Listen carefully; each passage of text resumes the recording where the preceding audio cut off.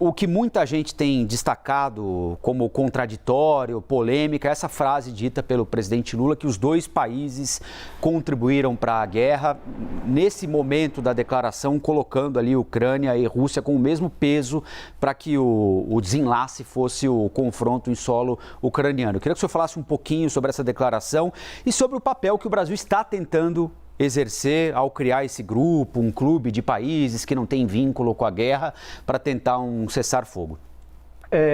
Colombo, bom dia e bom dia a todas e todos que nos acompanham. Eu acho que o presidente Lula está absolutamente correto. É uma situação internacional extremamente complexa e o Brasil, em certos momentos históricos, não custa recordar os anos 1930, a relação com a Alemanha nazista e com os Estados Unidos, em que o Brasil teve uma política de buscar os seus interesses estratégicos. Por exemplo, em 1935, o maior parceiro comercial do Brasil foi a Alemanha nazista e a moeda adotada entre os dois países foi o marco compensado. O marco era a moeda alemã da época. E depois, quando começa a guerra, e o Brasil entra na guerra só em 1942, vem o financiamento norte-americano para a construção da usina de Volta Redonda, que era fundamental à produção de aço para a industrialização brasileira. Então, você tem de fazer uma política externa que defenda os interesses estratégicos do Brasil. E o governo está fazendo isso muito bem. Segundo, os dois países são responsáveis pela guerra? Sim, são. Se você olhar, a Rússia tem os seus interesses estratégicos desde a época do Império Czarista na Europa do Leste, portanto não há nenhuma novidade nisso, basta acompanhar um pouco de política externa. E segundo, você tinha de um lado o Pacto de Varsóvia e outro OTAN. O Pacto de Varsóvia era a aliança dos países comunistas da Europa Oriental liderados pela União Soviética, e a NATO, a OTAN, eram os países da Europa Ocidental e Estados Unidos e Canadá, do Atlântico Norte. E quando desapareceu o socialismo, a 9 de novembro de 89, com a queda do muro, se preferirem 25 de dezembro de 91, com o fim da União Soviética, o Pacto de Varsóvia deixou de existir. Passou a existir a OTAN. E a OTAN passou a ter um adversário. Qual? A Rússia. E os países que eram antigamente do Pacto de Varsóvia, paulatinamente foram entrando na OTAN e cercando a Rússia. E isso é verdade. Isso ninguém pode dizer o contrário, basta ver todas as datas.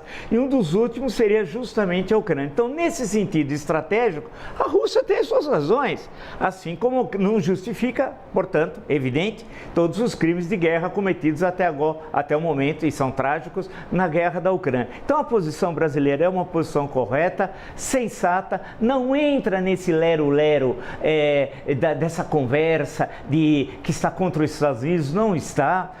Há uma mudança do eixo econômico. Isso é claro, qualquer estudioso de economia internacional para a região Ásia-Pacífico, que hoje é a área dinâmica do capitalismo, o Brasil tem de olhar para isso e tem de reconhecer, Colombo, coisas óbvias. A Crimeia é russa.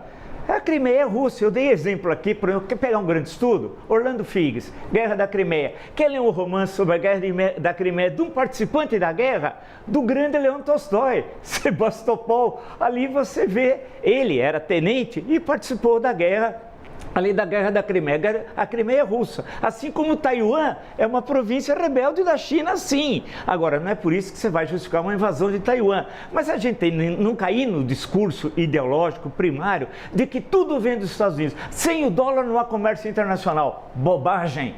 Até 1945 o dólar era a grande moeda internacional? Não era. Ele é produto da hegemonia norte-americana pós-Segunda Guerra Mundial, especialmente durante a Guerra Fria. Então, criar uma cesta de moedas do BRICS a médio prazo, né? Só tem como moeda conversível dólar, euro, ien japonês, alguém vai falar do franco suíço, imaginar comerciar com o franco suíço é piada. Evidentemente que o rublo, a moeda yuan, a moeda chinesa, o real, não são moedas conversíveis, mas é possível construir a médio prazo uma câmara de compensação e que você possa paulatinamente prescindir do dólar. Por fim, e vai dar uma visão geral dessa questão que me parece chave e fundamental. Veja que dos BRICS, a China hoje ou é a segunda ou a primeira economia do mundo. Segundo alguns levantamentos, já é a primeira economia do mundo. A Índia, que para alguns está em sétimo lugar, com maior economia, por outros cálculos desse ano, de 2023, deve ser a quinta. E o Brasil está em nono. Ou seja, entre os BRICS você tem 3 grandes economias entre os 9 maiores. Mesmo assim, nenhum deles faz parte do G7, que vai se reunir agora em Hiroshima, um péssimo lugar, por sinal uma lembrança extremamente desagradável, mas vai ser em Hiroshima, a reunião, e o Brasil é até um dos convidados e não faz parte do G7. Em suma, a grande questão é não cair nesse discurso de contradição. Nós estamos com a China e a Rússia contra os Estados Unidos. Não.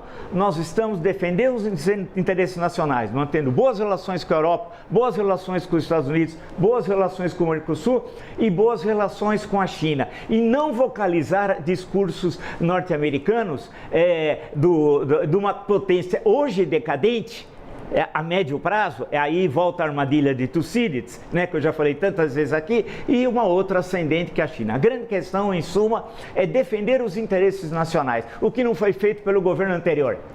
Nunca vou esquecer na minha vida, um presidente da República, o primeiro que visitou os Estados Unidos, não sei se foi o Dutra, querendo me lembrar agora, nunca alguém chegou na Casa Branca, se dirigiu a um presidente americano e disse I love you. Isso foi uma traição nacional, a maior vergonha que eu já vi um presidente brasileiro fazendo no exterior.